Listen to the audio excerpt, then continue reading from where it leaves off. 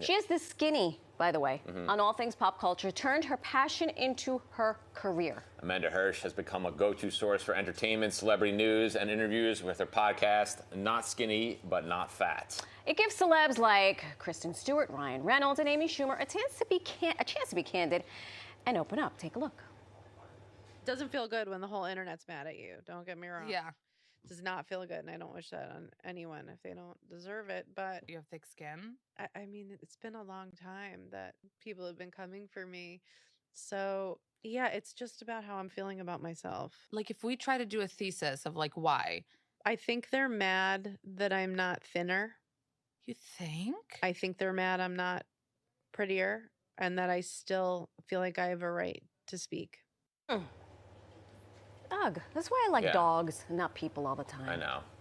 Yeah. Joining us this morning is Amanda Hirsch.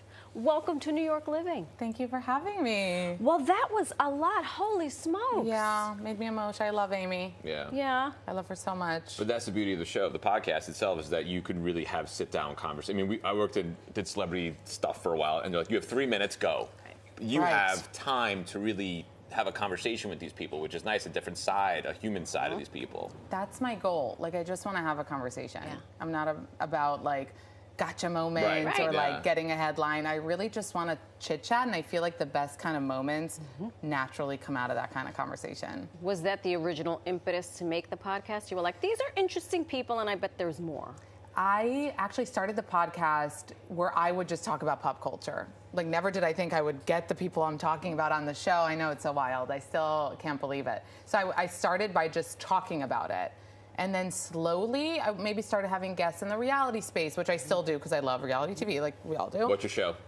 What's my show? I'm on Summer House, Southern Charm, Ronan right now. Bravo. Love is Blind. Oh, Love is Blind, yeah. Love is Blind. Well, yeah. All right. Yeah, Love is Blind today had a pod come out with one of the contestants. Yeah, so started by talking about them, then slowly started having them, and then today it's like, pinch myself, seriously. But these are celebrities that don't do anything unless they trust the interviewer. Right. So you start with reality. You're saying talk pop culture, reality. Right. You had to have kind of created a reputation where, like, this is a safe place. Like, you're cool. We can hang out with you. Well, I love that you said that. I assume so, right? Because if they're coming, then, you know, Kristen Stewart, for example, who came, which I never thought. Right. That was like, sometimes I think I'm being pranked. I'm like, you said yes? Yeah. Like, oh, what? Christopher Stewart's coming. Oh, it's her brother. Oh, okay, I didn't see that. That would make more sense. Yeah, like, okay. And when she came, and it's just like moments where, and then you meet them, and they're the nicest people and the coolest, and really, my goal is also for people to see another side. Like, if that can come out at the end, I get messages from people being like, oh my God, I didn't know Kristen, you know, watched reality TV sometimes, or she just likes to hang out with her cat, you know? Then I'm like, oh yay, we found another side of her where it's maybe just not just Twilight or, you know, things that everybody kind of knows. But with her, I was a little nervous because I just thought she was the coolest person and that I could never just be as cool. And I remember when I was doing it, they said Ryan Reynolds will eat you alive. Oh. Like, he will, if he doesn't think you're, like, up to the task as an interviewer, he will straight up, like, not in a bad way, he's just so smart and witty that he will just take bam, you bam, out. bam. Yeah. Like, whenever I had a joke, he said it first. That is true. Yep. I was like, I have to go, Have you, Reynolds? Yeah. But he was the nicest person, literally just so sweet. Again, never would I have thought that he would come on my show to, you know, he was talking about Deadpool at the time, which was so huge. And he was also so gracious. Like, after when Deadpool, like, exploded and was everywhere, he, like, thanked me. Of course. Like, but that's, like, so, like, you're like, no, what? Well, I think that and we're in the space. This space is saturated. Oh, by the way. And celebrities, they're on to the usual questions. So I think the ones that feel comfortable in their skin are like, yeah, I do want to talk to a normal person who's not going to be like, so when you had that little hiccup, and it's or it's like, your movie's so good. Oh, your dog died recently. Right. It's like, wait, no, I don't want to talk about that at all. I know. I'm kind of wired to when I see interviews that are kind of that way, right? Where you're like, oh, they don't want to be asked that. Right. Oh, please don't. Make it right. I cringe, and I'm like, and that's why even if maybe that's a viral moment that somebody can get, I will pass. Yeah. Just because my goal is for at the end of the interview for for the person to be happy and want to come back. Exactly. And, you know, not for them to be like, oh no, like I said this. And then to go on to the next person, you know who you should go talk to? Exactly. Amanda Hirsch. Right. They ding, talk. Ding, ding. They talk to each other. Keep talking, you guys. Dinners and things. I'm glad you're here because I've been trying to figure out a way to talk about this without, it's my hemorrhoids, I'm kidding. I've been trying to figure out a way to talk about the Meghan Markle Netflix special because everyone has poo-pooed it. Yeah. And I went in with an open mind. I get it. It's very easy to pile on someone who's married to a prince and blah, blah, blah, blah, blah. You had a very interesting take. Yeah. And then a follow-up. Yeah. Tell us about it. So when the trailer came out, which was maybe January? It was supposed to come out in January, and then because of the wildfire, she pushed it. Is it a cooking show?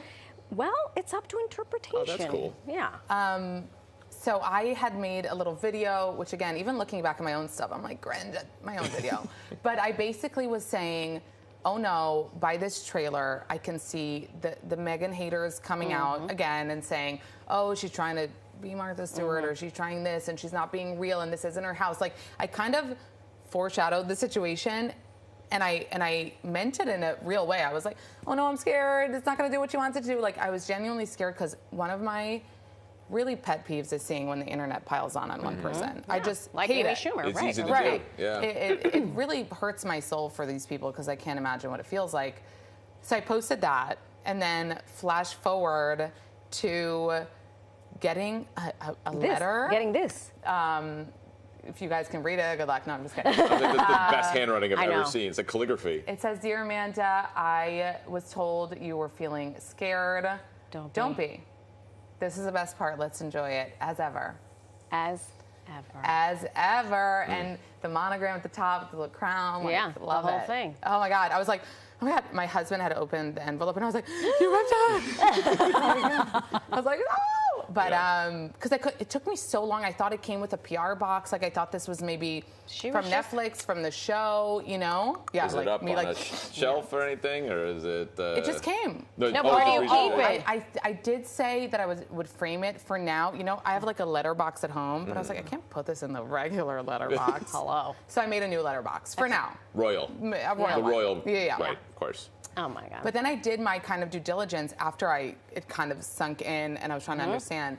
And for real, like Meghan was told about my video. And she actually did the thing. And she did the thing. When do we get her on your show? I know. That's, you know, this is when the work starts. This is when the long game starts. Yeah. I really think it would be so good. Like, I never toot my own horn, but I'm like, again, like I said, not out to get you. I want to talk about, just want to chat. Who taught you to write like that?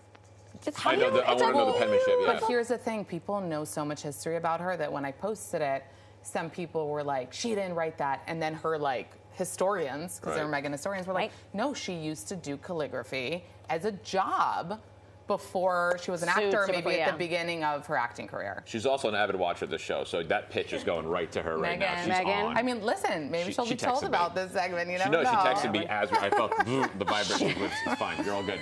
Amanda Hirsch, thank you so much. Thank you for having me. Good luck. Come back. Thank you. Anytime. Yep. Meghan. Not Skinny, Not Fat podcast. You can check it out wherever to listen to podcasts. And Meghan, open invitation. Yep. Do the thing. You can do Start here and then come to my show. You know what? We'll simulcast. Come sit on the couch.